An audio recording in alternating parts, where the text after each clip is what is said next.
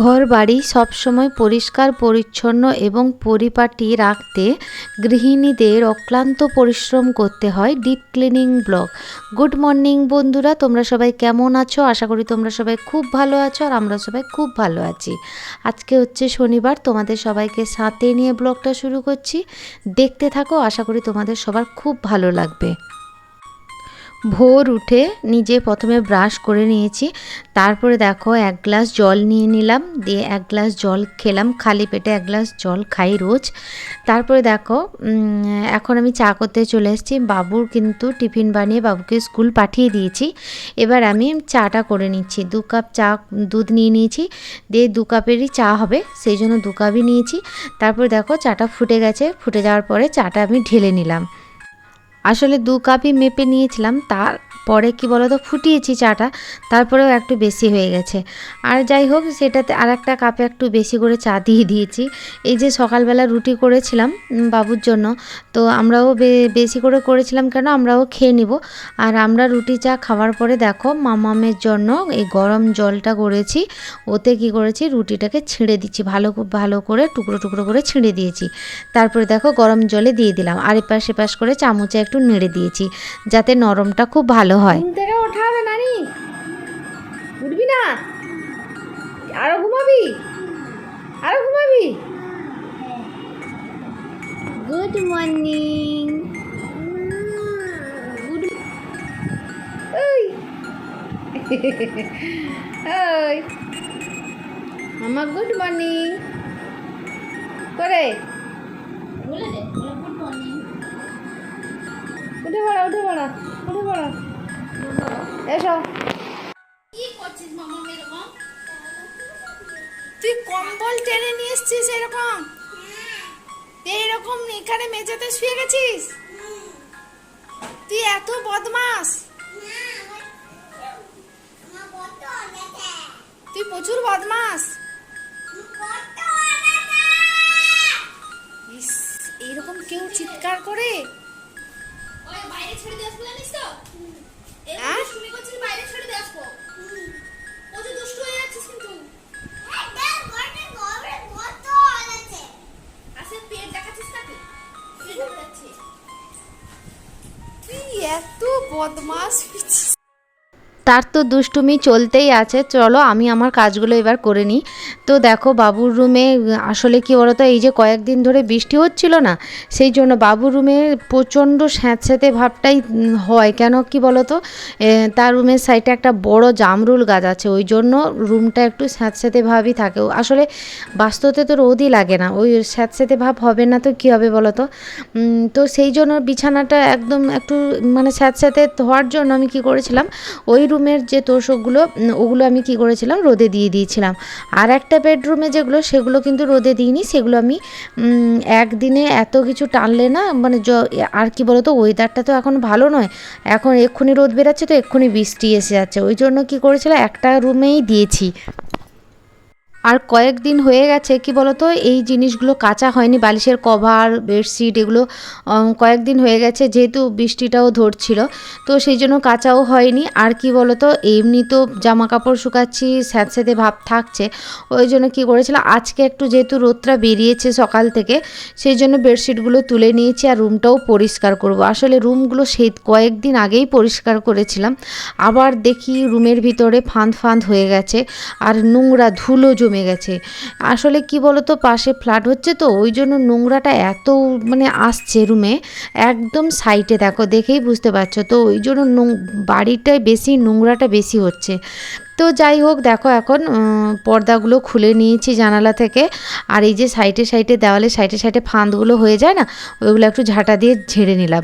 আর দেখো ফটো যেগুলো দেওয়ালে টাঙানো ছিল ওটা খুলেও একটু দেওয়ালের সাইডে দেখবে যেগুলো ফটো লাগানো থাকে তার পেছনে কিন্তু একটু একটু করে ধুলো জমে যায়, ওগুলো একটু পরিষ্কার করে দিয়েছি। এবার জানলাগুলো পরিষ্কার করে দিচ্ছি, দু সাইডে জানলাগুলো একটু ঝেড়ে দিলাম। আর দরজার পেছনে জানলার যে পেছনেগুলো ওগুলোও একটু একটু করে ফাঁদ হয়ে যায়, তো ওগুলো ঝাড়ুটা দিয়ে একটু ঝেড়ে নিলাম, পরিষ্কার করে দিয়েছি।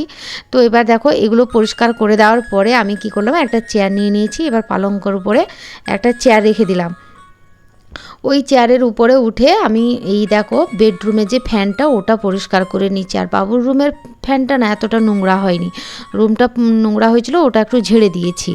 আর এই দেখো এই ফ্যানটা আমি পরিষ্কার করে নেওয়ার পরে বক্স খাটটা পরিষ্কার করে নিচ্ছি।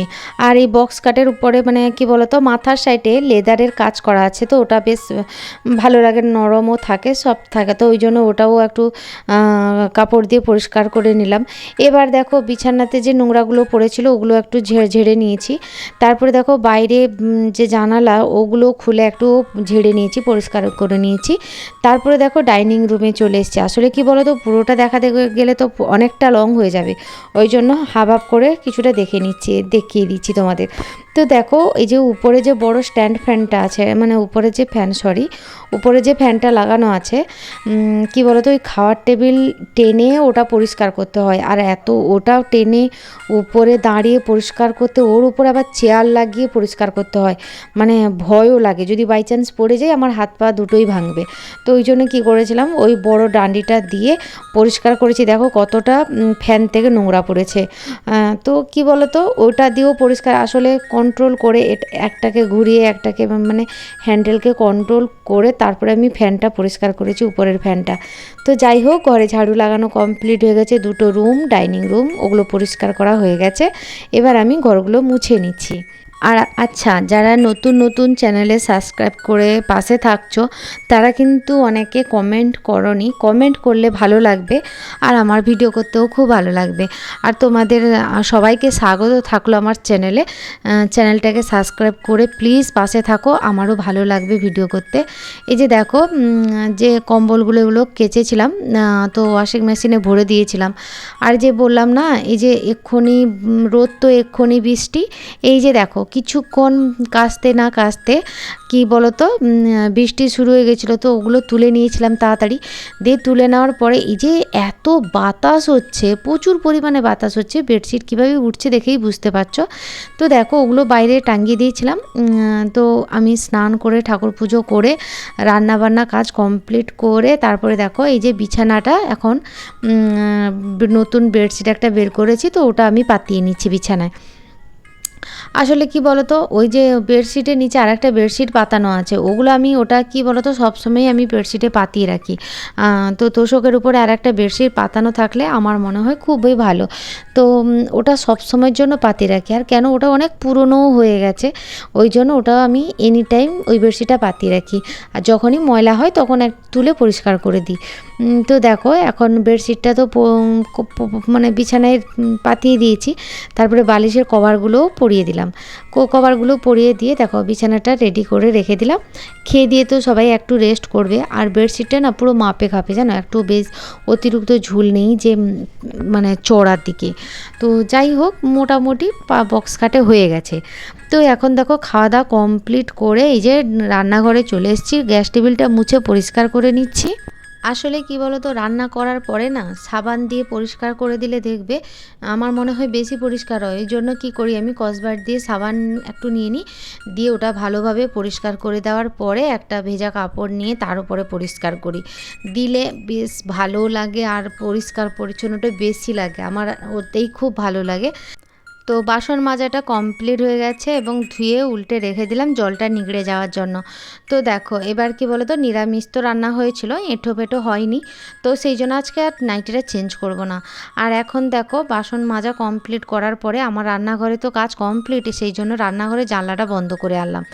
তো তয়লাগুলো গামছা এগুলো অনেক কিছু রোদে দিয়েছিলাম, তো সেগুলো তুলে আনছি।